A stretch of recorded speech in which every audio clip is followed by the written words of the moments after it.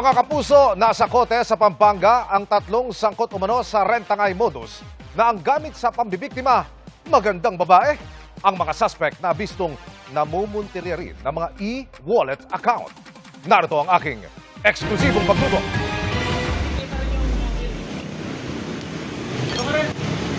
Dito kayong dalawa. Sa parking lot ng isang commercial establishment sa Angeles City, Pampanga, nadakip ng PNP Highway Patrol Group ang mga suspect na kinabibilangan ng dalawang lalaki at isang babae. Inaresto namin kayo sa salang pagtangay ng sasakyan na to. Ayon sa HPG, dito raw sana nila ipapasa ang dala nilang kulay pulang four-door sedan sa nakuha nilang buyer na hindi nila alam undercover police pala. Ito ba yung kumuha ng sasakyan mo? Ang kulay pulang sedan, nirenta ngay daw ng mga suspect ilang linggo na ang nakalilipas sa biktimang si alias Marco. Nagsaservice daw po siya ng mga Korean foreigners sa Friendship Highway. Pagka ilang araw po, extend po sila ng extend.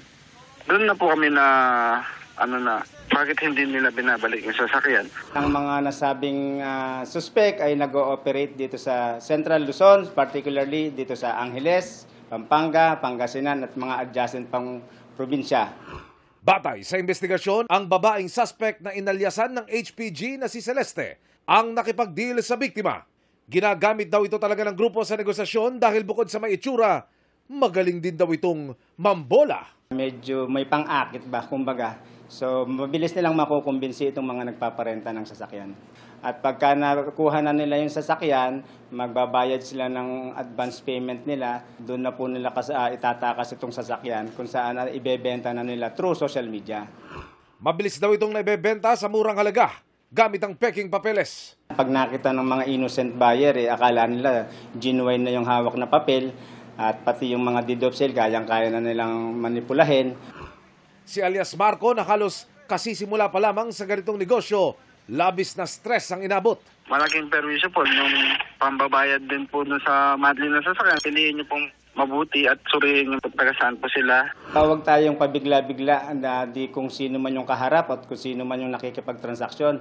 Pinakamainam pa rin na suriin yung pagkakilanlan ng nagre-renta at itong mga ipinipresenta nilang mga identification card.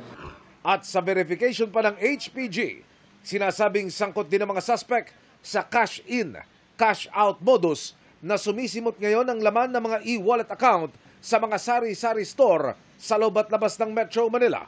Ang mga suspect sa CCTV video na ito, bine-verify na ng HPG kung sila ba. Lilinlangin nila yung mga may-ari ng tindahan upang makulimbat yung mga laman ng GCash. Kuhanan natin ng picture. Maging maingat din po tayo at mapanuri. Kung meron po kayong mga CCTV pwedeng install sa harap ng tindahan upang kung sakali mang matakbuhan kayo ng mga to, meron po tayong mga reference na magagamit sa pag-backtrack.